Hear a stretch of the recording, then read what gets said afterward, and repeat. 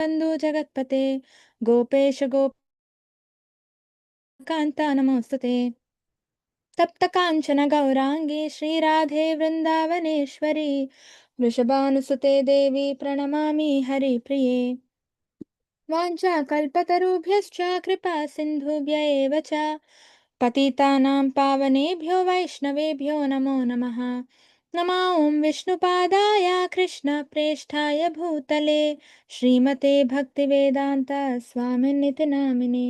नमस्ते सारस्वती देवे गौरवाणी प्रचारिणे निर्विशेषशून्यवादी पाश्चात्यदेशतारिणे श्रीकृष्ण चैतन्य प्रभु Nityanand Shri Advaita Gadadhara श्रीवासादि गौरभक्तवृंदा।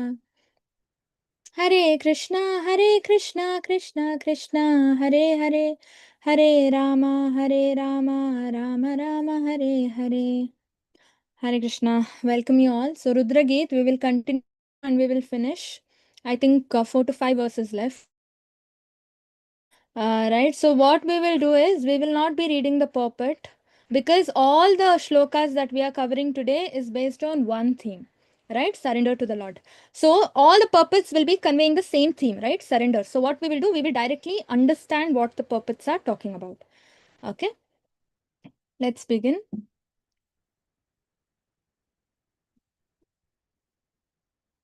Saesha lokanati chanda vego विकर्षसि त्वं खलु कालज्ञाना भूतानि भूतैरनुमेय तत्त्वो गणावलिर्वायुरवि इव विसह्य. My dear Lord, your absolute authority cannot be directly experienced, but one can guess by seeing the activities of the Lord that everything is being destroyed in due course of time.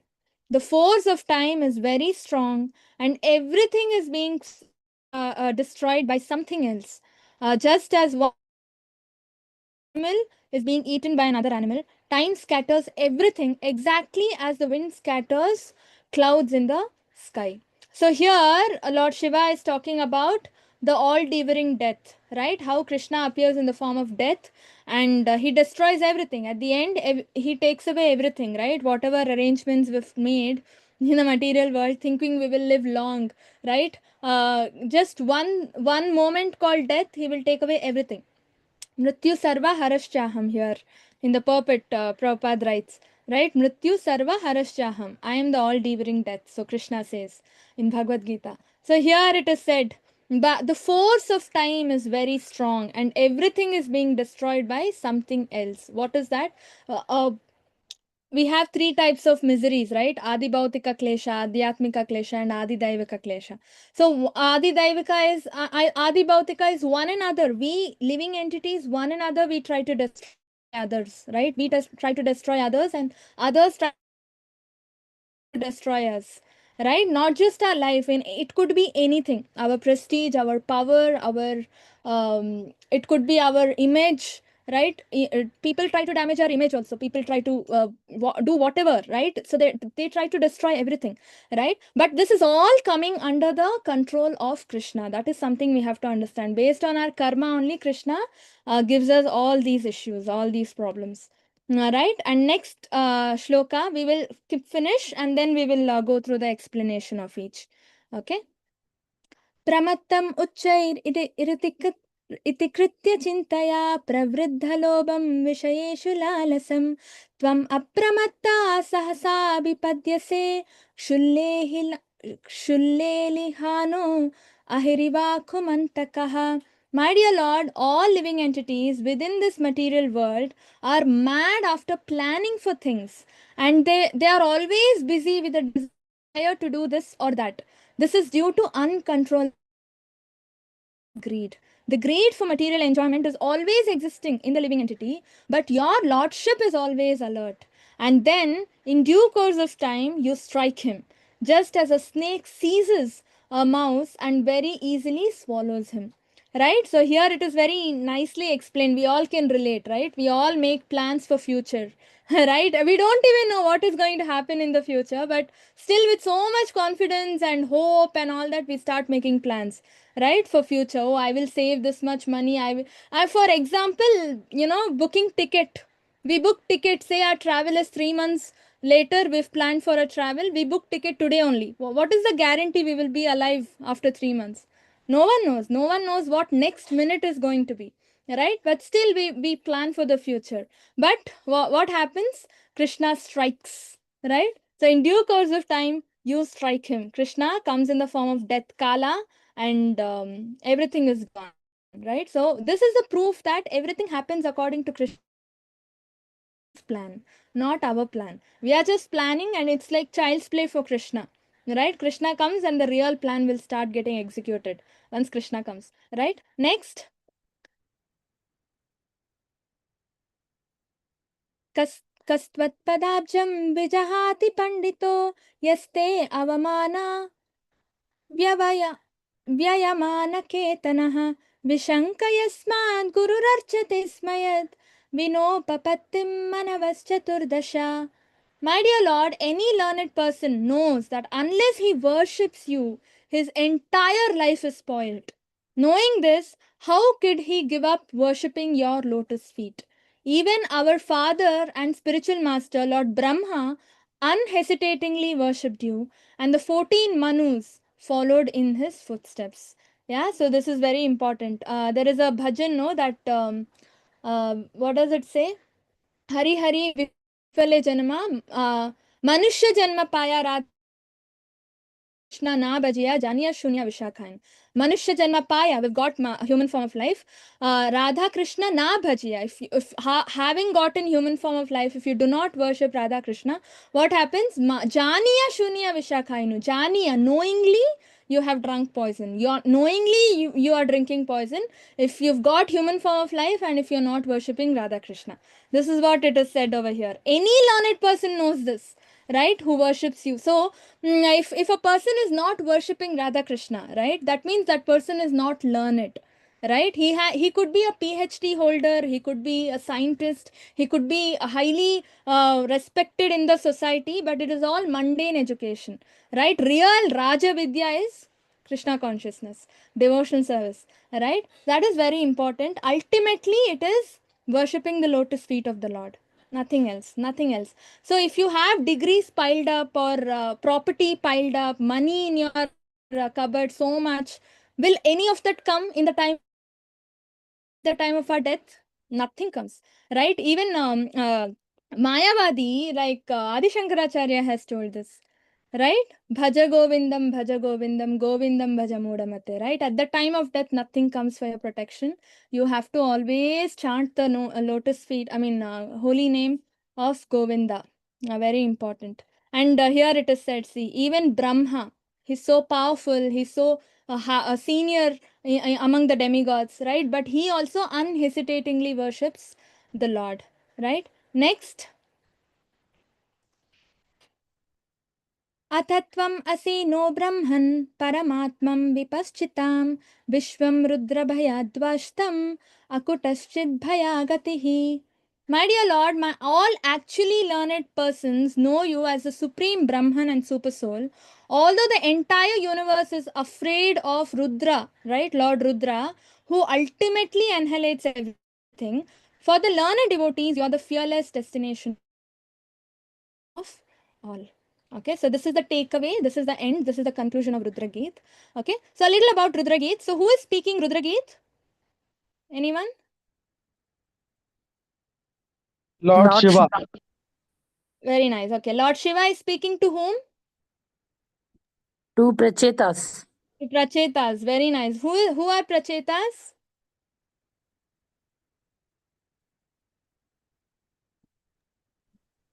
Yes? Prachina Bharya. Haribol, very nice. The son of Prachina Barhisat. So they are all descendants of Prithu Maharaj. Okay. This is how it actually starts with Dhruva Maharaj, right? It's all coming down from the same. Actually, Swayambhuva Manu. Swayambhuva Manu's son is I forgot his name. The two sons he has. One of the sons' name is Priyavarta. The other, Dhruva Maharaj's son's name, I forgot. Anybody remembers?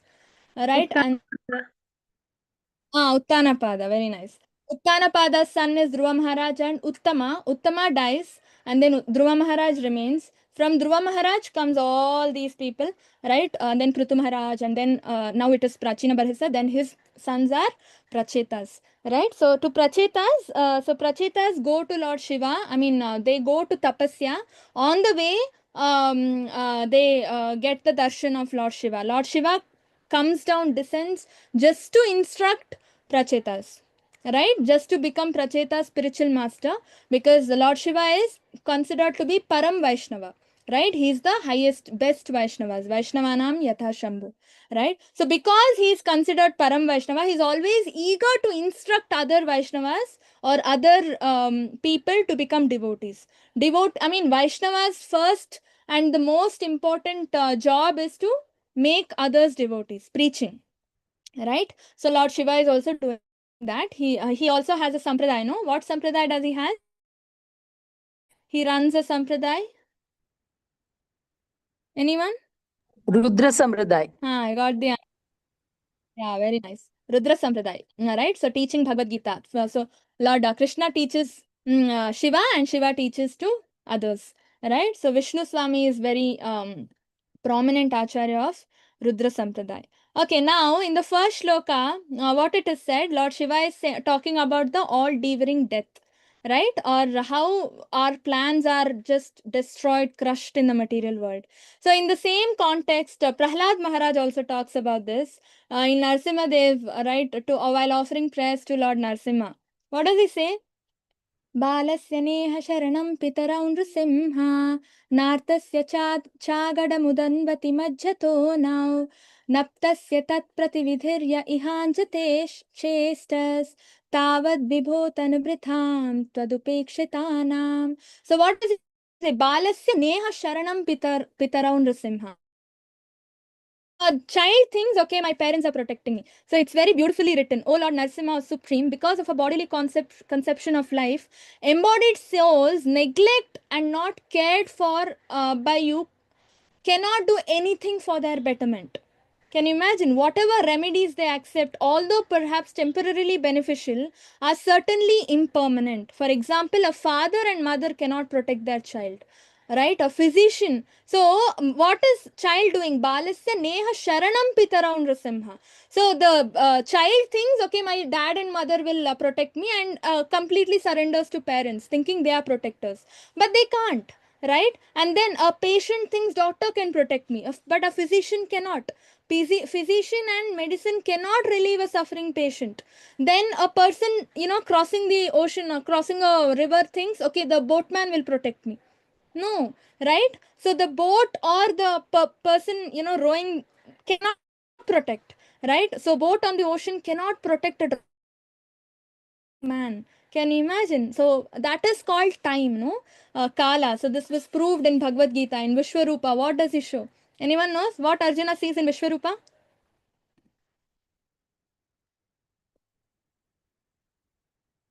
Yes. What Rupa does Arjuna see in Krishna? When Universal form. yeah, in universal form, what exactly he sees? Kala. Kala Rupa. Very nice. Hari bol. Kala Rupa. What is happening in Kala Rupa form? Devouring everything. Yeah. So what does Arjuna point out there in the Kala Rupa?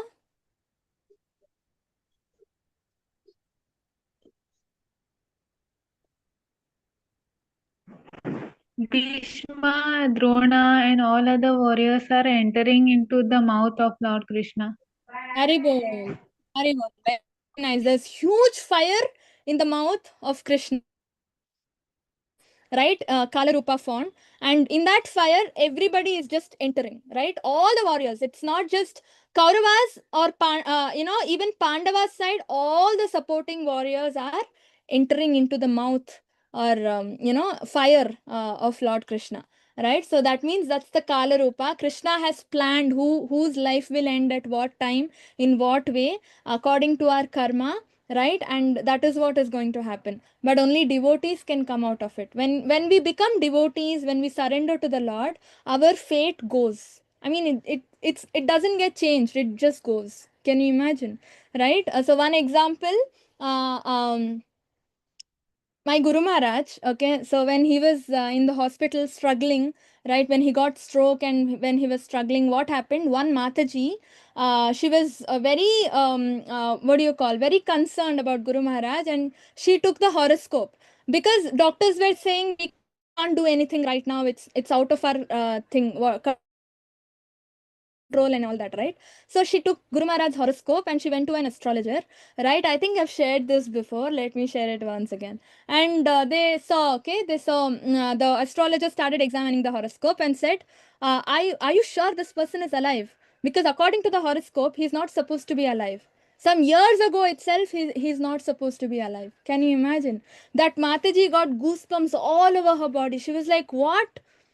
Like literally that astrologer said, this person is not alive. Why will I examine how will I predict the future, right? Can you imagine? And then she started showing videos. See, he's in the hospital and all that. Then he was like, are you serious? And then he was like, oh. Then everybody, then this was taken to the seniors, okay, who were there near Guru Maharaj protecting him. Then the seniors started to reveal that yes, Guru Maharaj had to leave the world long ago, but it's upon the what do you call? See, Guru Maharaj has responsibilities, right? So his guru has given him responsibilities. Srila Prabhupada has given him a couple of instructions. He's supposed to fulfill that at all costs, right? So upon the mercy of his guru, that is Srila Prabhupada, right? He crossed death. Can you imagine? He overcame death, and he's got that, what do you call, strength to survive, so that he can fulfill the remaining instructions, pending instructions of Srila Prabhupada, and then he can go back home, back to Godhead. Right? We know from Shastras, Bhishma Dev is one of, Bhishma Dev has this power of Ichha Maran. He can die when he wants to die. But we are seeing in front of our eyes, Guru Maharaj has also got that power. Right? He can leave the world only when he wants to leave the world after fulfilling the instructions given to him by his guru, that is Srila Prabhupada.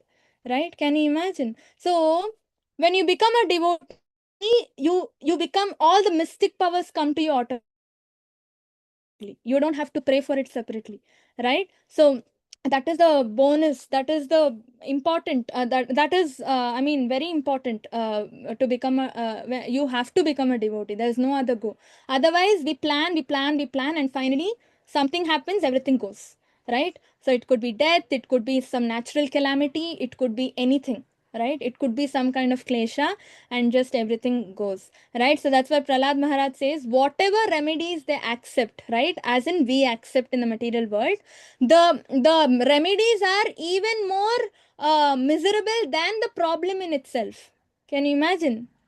Right? Can you imagine the remedies that we accept for thinking it will give us betterment? Those remedies are even more miserable than the original problem in itself. We are making it worse and worse, because all problems, one solution is to offer devotional service to the Lord.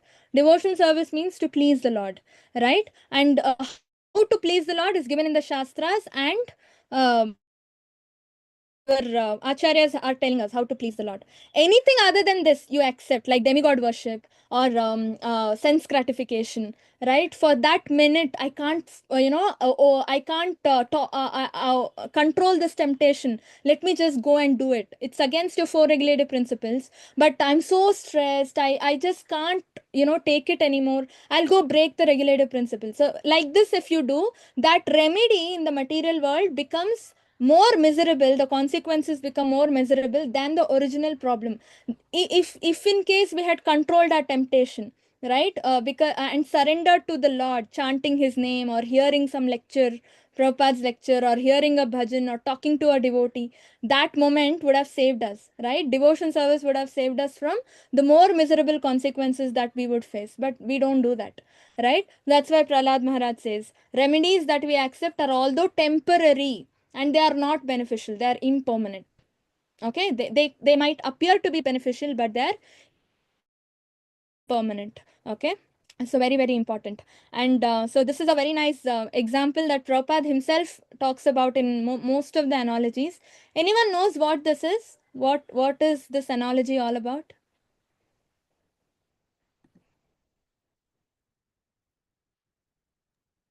We are tying ourselves with focusing on our problems. Okay, that is one way of understanding. But what is the analogy that Prabhupada explains here? Mataji, I'm just trying. I'm not sure. One thing is, due to Maya, we are actually tied tightly. We are, and the previous sins and all that, previous karma and all that. So we are tied tightly.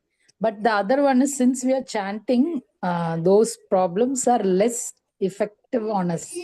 Hare Krishna Mataji. Okay, okay. Hare Krishna Mataji. Hare Krishna. Nobody else can relieve you of these bindings except the Lord. So some other person is Hare trying to remove this.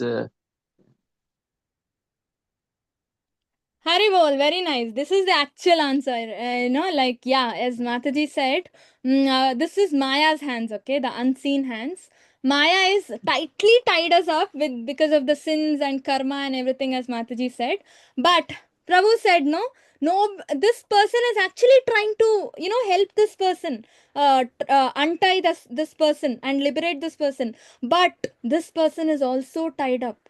Can you imagine? So, one person who is already bound cannot go and untie another person, right? We are bound. So, as Prahlad Maharaj said, parents cannot protect a child. It's just illusion, because parents are also living entities. They are also conditioned souls. They are also under the control of the three modes of material nature: Maya, Sattva-guna, Rajoguna, Tamoguna. They are not God. They are not Krishna. How can they help protect a child? They cannot protect a child. They cannot save a child, right? So this is the example that Prabhupada gives analogy, that one person who is bound cannot go and untie another person who is bound, right? So only a liberated soul can do that, because this person is also bound, right? So only a liberated person can do that. That's why Srila Prabhupada could make entire world Krishna conscious. Can you imagine? Because he's the savior of the golden age. He's the Acharya of a golden age. He's a savior, right? So that is what we have to understand, right? So we think, no, we take ownership of things. Okay, this is mine. I will take care. Right? I will arrange somehow. I will take care. I will protect. No I factor. You can't do anything. I can't do anything. Right? We are all equally helpless. All of us should depend on Krishna. Right? Because he is the only one who can help. He is the only one who can help. Right? For example, we see, like in the case of Hiranyakashipu, here it is said in the purport, right? Mm,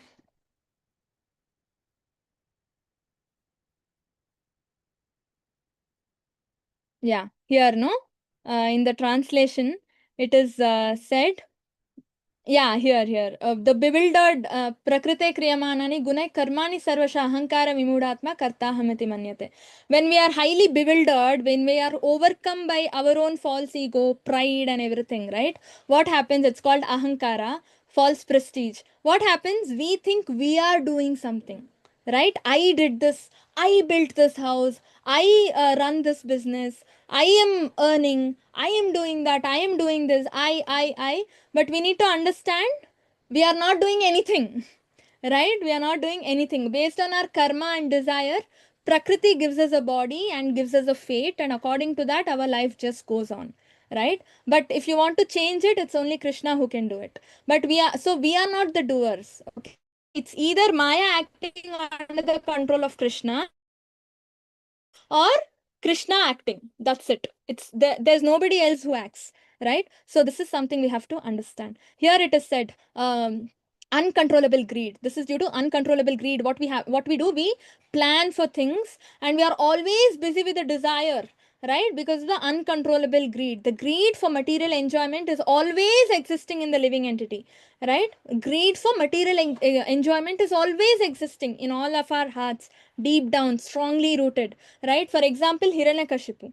when Hiranyakashipu was exactly like this, right? Strong desire for sense gratification, to lord over, right? He wanted to lord over the heavenly planets. He wanted to even overcome Lord Vishnu. Can you imagine? Right? So he was always saying, oh, my enemy, Lord Vishnu is my enemy, he used to say, right? So that was greed. That was greed for material enjoyment. I want to become the Lord. I want to become immortal, right? So what happened? Prahlad Maharaj says to Narsimha while offering prayers, he says, in front of eyes I saw what happened to my father, who was even ruling the heaven. Indra was like a slave, right? Hiranyakashipu was ruling Indra, right? He was like, you sit, Indra would sit. You stand, Indra would stand, like that, like a remote control, right? So I such a powerful person, so wealthy, so intelligent, so powerful, so strong, even physically, right? I just saw in front of my eyes what happened to him. In front of Prahlad Maharaj's eyes, Narsimhadev puts him on his lap and tears his stomach out and opens it. Right? So he sees, in front of my eyes, my lord, I saw what happened to him. Right? I know what happens to such people who want to enjoy in separation from the Lord. Right? Without the Lord, if you want to enjoy, like for example, say there is gulab jamun, right? And you've made with all your effort, and you eat it. You've made it because you want it, right? That is sense gratification. But if you've made it to if you make it and then you offer to Krishna and then you have it, then that is you're having prasadam. That is devotional service. Same thing, right? Act is the same, what you're doing, the work is the same, but the intentions are different, right? In one case you're doing because you want it, self sense gratification. The other thing is you're doing because Krishna wants it, right? Krishna's sense gratification. Hrishikena Hrishikesha sevanam bhakti ruchyate, right? So, sarvopadi vinirmuktam tat paratvena nirmanam hrishikena hrishikesha sevanam. With our senses, we have to gratify the senses of the Lord, Hrishikesha's senses. Then it is called bhakti ruchyate. Then it's called devotion service, right? So, on the other hand, we have one more example like Bali Maharaj, right? It was exactly opposite of what Hiranyakashipu did. Who knows what Bali Maharaj did? Who can explain?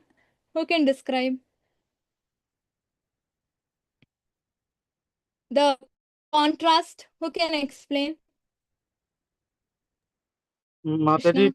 Bali Maharaj uh, was more considered about his, respect, and he, in the end, didn't want to, lose uh, his image also, so he offered himself to the Lord. That is like the essence or the gist. Yeah, Mataji. so what he wanted, what Bali Maharaj did was, he wanted to only please the Lord. That is the difference between Hiranyakashipu and Bali Maharaj. Hiranyakashipu wanted everything for himself. Bali Maharaj also had everything. He was the, what do you call, Chakravarti. He was the emperor of the whole world. Just like Hiranyakashipu, he was also an emperor, right? But what he did, he was ready to give it. He was ready to give it up. Hiranyakashipu was holding, oh, this is mine, mine, mine. And he wanted to hold for himself. But Bali Maharaj was like giving. Let me give. He was not attached. That is the contrast, right? When a Brahmana, he did not even know he's the Lord. He just thought, okay, he's just a Brahmana who came, short, small, little Brahmana. I will give him whatever he wants, right? Right? When that Brahmana grew, like Vamanadev, when he grew gigantically and started, occupying his land and covering all the 3 planets and everything around, right? Bottommost planets he covered, topmost planets he covered. He covered everything, right? Nothing was left for Bali Maharaj to give. That time, what did Bali Maharaj do? Right? He was like, I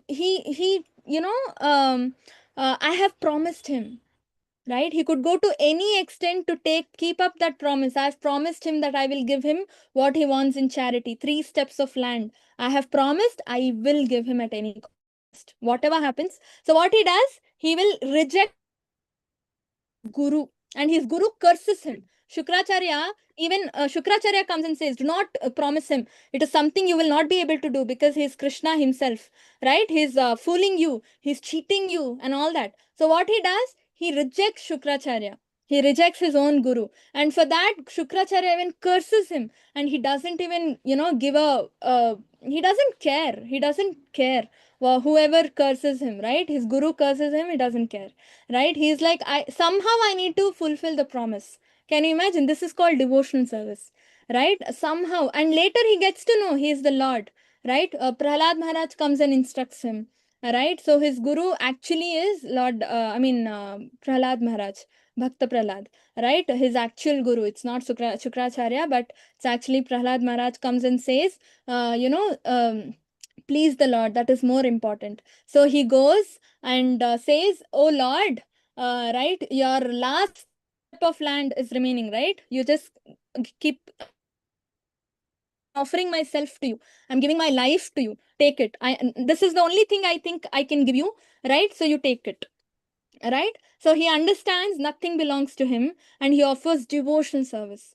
Devotional service means surrender and love, right? But anything other, you might do the same charity, but if there is no surrender and love for the Lord, then that same charity becomes karma kanda activity. You're doing it for punya, you're doing it for prestige, you're doing it for some auspicious blessing, right? So act could be the same. We all might do charity, but that intention, why are we doing that charity, right? Is it for something in return or is it only for Krishna, with love and surrender, with telling Krishna, I don't want anything in return, I'm just doing it to make you happy. Because Bali Maharaj knew very well what will happen to him if he gives his life. He will die, right? If that huge feet of Vamadev, foot, right, falls on the head of Bali Maharaj, what will happen? Can you imagine? He knew very well, okay? He will be crushed into the soil. He will be dead. He will lose his family members. He will lose his crown, position, the wealth that he had accumulated, right? Everything is gone. Everything gone in one moment. Mrityu sarva haraschaham, right? So still he says, I offer myself to you. You do what you want with it, right? And immediately what Vamanadev says, he becomes so happy because Bali Maharaj is trying to please him. And what he does, he puts him to Sutalaloka and he says, this is a greater planet which is personally created under my guidance by Vishwakarma. Right? He is the heavenly architect. He has created this planet. Kingdom and everything under my guidance. It is rich, extra rich than what you were ruling so far on earth, right? So you will be personally put here. You can bring all your family members, friends, and everyone and stay here happily. Can you imagine? And what is the extra blessing that he gives? Vamanadev himself protects him. Right? He becomes the gatekeeper or doorkeeper of that Sutala Loka kingdom, and Vamanadev himself protects him.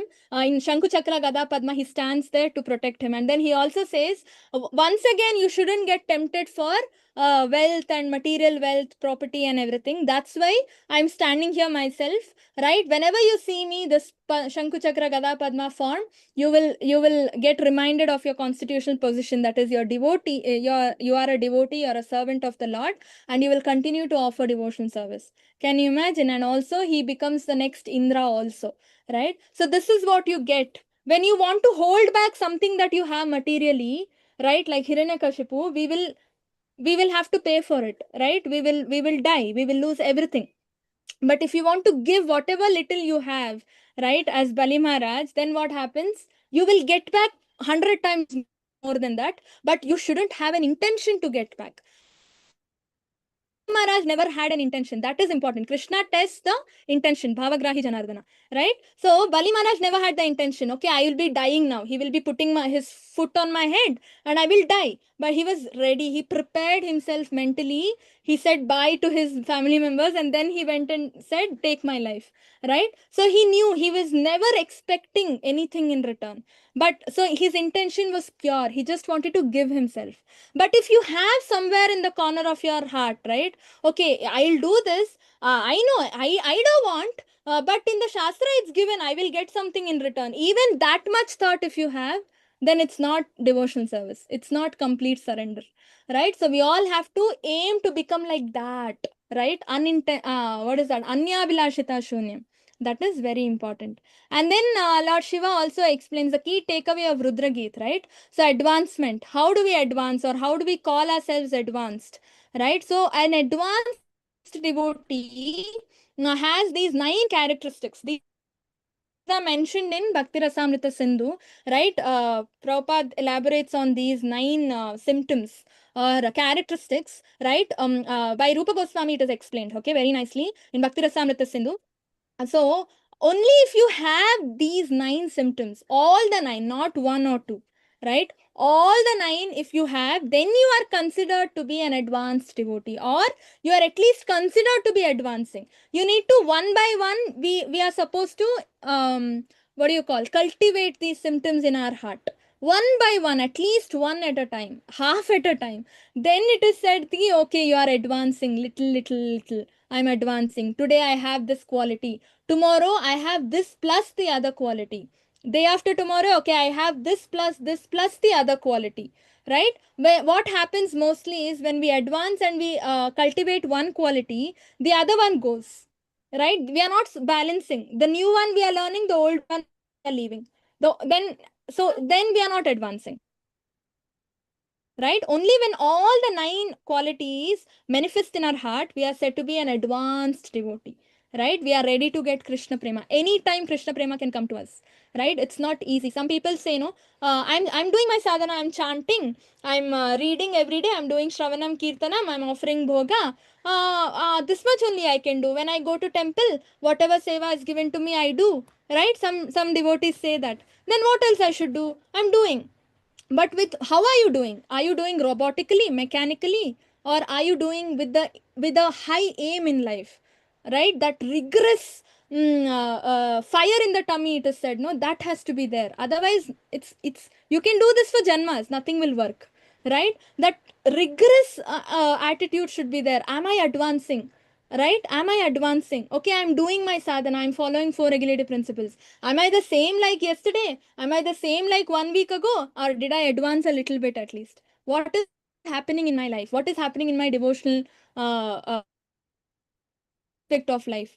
Right? That is very, very important. And these 9 qualities are very important. I heard in a lecture, it was said that we have to take printout of these 9 qualities and stick on the wall in our bedroom, it seems. Before going to sleep, you have to analyze, looking at these qualities. What am I doing? Where do I stand? What did I do? How much did I grow? Right? So what are those? Kshanti, Avyarta Kalatvam, Ashabandha, Manashunya, Samutkanta, Namagana Sadaruchi, Asaktis Tadgunakyana, Pritis Tadvasati Stale. Right? So what does this mean? Kshanti means we have to be reserved and perseverant of devotional service. Reserved means talk only when to a devotee, and that too when it is needed. Some devotees, they just go and do prajalpa. That happened today, this happened today, pulling devotees' legs, doing that, doing this. And then if you go and ask, they will say, no, devotee association. I'm talking to a devotee. What you're talking, that matters, right? What we are talking to a devotee. You can talk to non-devotee also. Prabhupada never said talk only to devotee, right? You can talk to non-devotee also, but what you're talking matters. What you're talking, whether it is a devotee or a non-devotee, right? So we have to be reserved and perseverant, right? Perseverant, all the time trying very hard, very important. Avyartha kalatvam, like perseverant as in, if you are not able to do something, some people have an issue waking up early. They sleep very late. They just can't sleep early. They can't wake up early also. We have to try. Perseverance is, it's very important, right? Every day we have to try. Then avyartha kalatvam, not wasting a moment. Every time, if you are advanced, you know how advanced devotee behave in their life. Every moment they think, okay, this moment, what am I doing? Conscious. They are all the time conscious. They never get carried away. But what we nothing. Happily we waste time, right? So every moment they think, okay, did I use this for Krishna? Last moment, did I use it for Krishna? What did I do? Oh, what am I doing? And they become alert immediately. Like when chanting, it's the best example. When you're chanting, mind goes here and there, right? So advanced person, when they chant, they watch their thoughts. They do not delve in the thoughts. The thoughts come, they get to know, okay, my mind is thinking this now, right? So they bring the mind back. They watch their mind very carefully, right? What is happening this moment? What is happening that moment? Next moment. They discriminate. What am I doing? Am I using this time for sense gratification? Am I using this time for Krishna? Right? So that is very important. Avyartha kalatvam. In entire day, 24 hours, how much did you waste? Prabhu, Namanishta Prabhu says, count the time that you waste, not the time that you've used for Krishna, because the time that you waste is more than the time that you actually used for Krishna. Right? So that is avyartha kalatvam. Next is asha bandha, hoping against hope.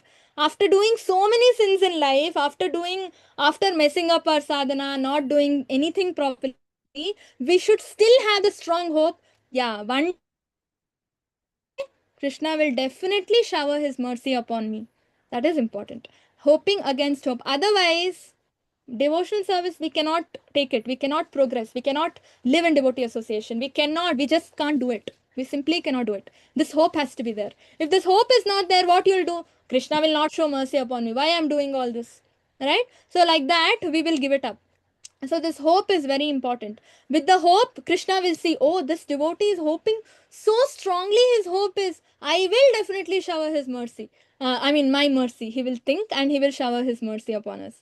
That is very important. Asha Bandha. Then Mana Shunyata, without expectation of respect or prestige for doing any seva right? Any seva, say some seva is given to you, say some cooking for the Lord, right? Say nobody is there in the kitchen and you're alone that day and you cook so many items, right? After that, what happens? Without unknowingly that desire comes in our heart. I did so many things. At least one day should congratulate me. Alone I did, no? They should praise me, they should respect me, right? But what are we? We are servant. Our job is to do that, right? Why should we demand respect or appreciation for our job? We didn't do anything extra. We just served. That's it, no? So this mana shunyata should completely go. This is one of the weed also in devotional service. Expecting respect in return, prestige in return, appreciation in return, right? Because then what is happening? That ahankara is coming.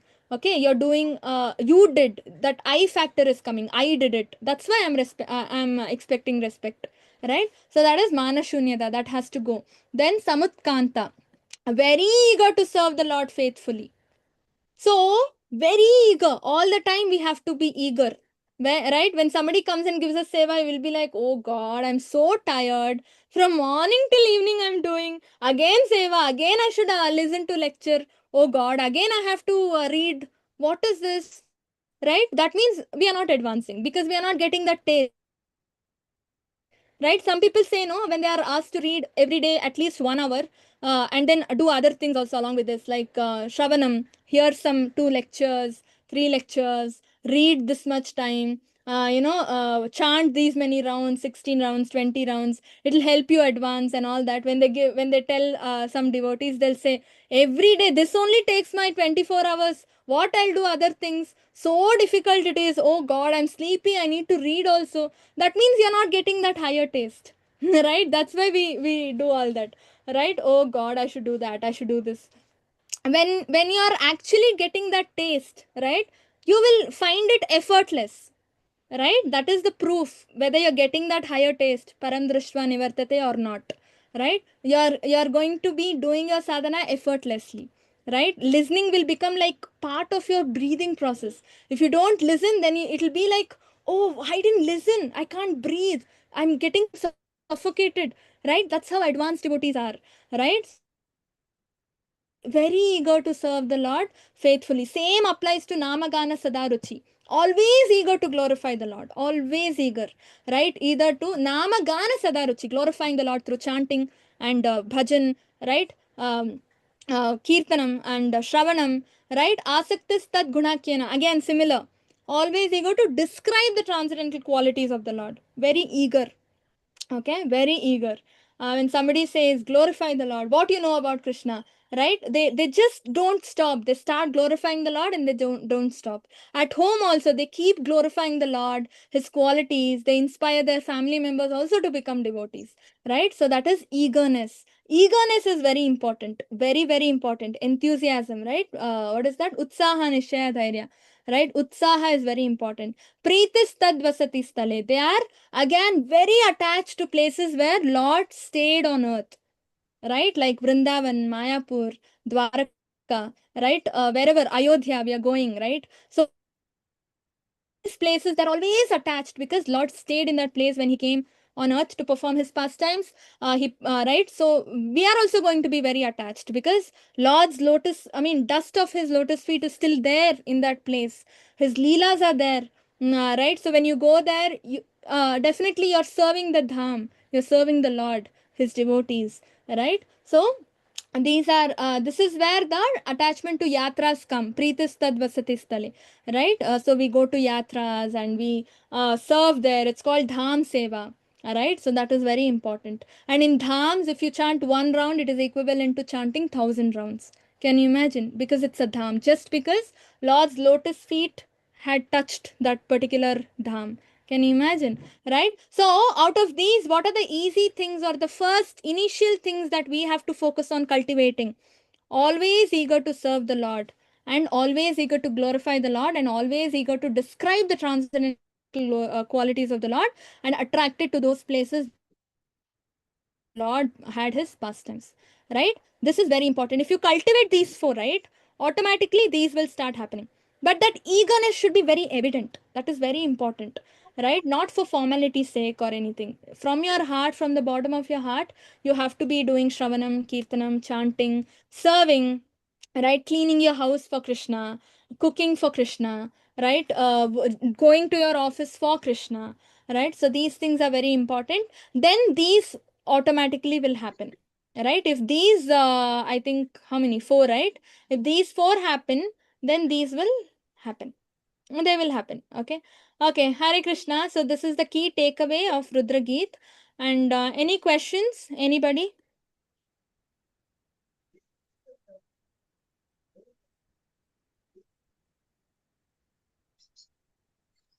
No questions? Anything you want to add about Rudra Geet? I would have missed. Anything you want to add?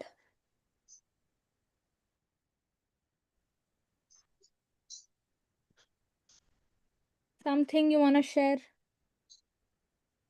Nothing?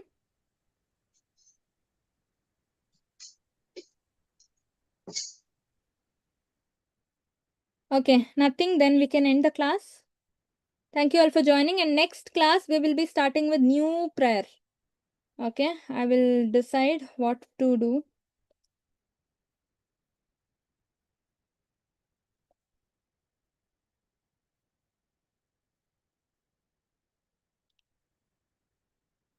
Giridhar Prabhu, any announcements you have to make?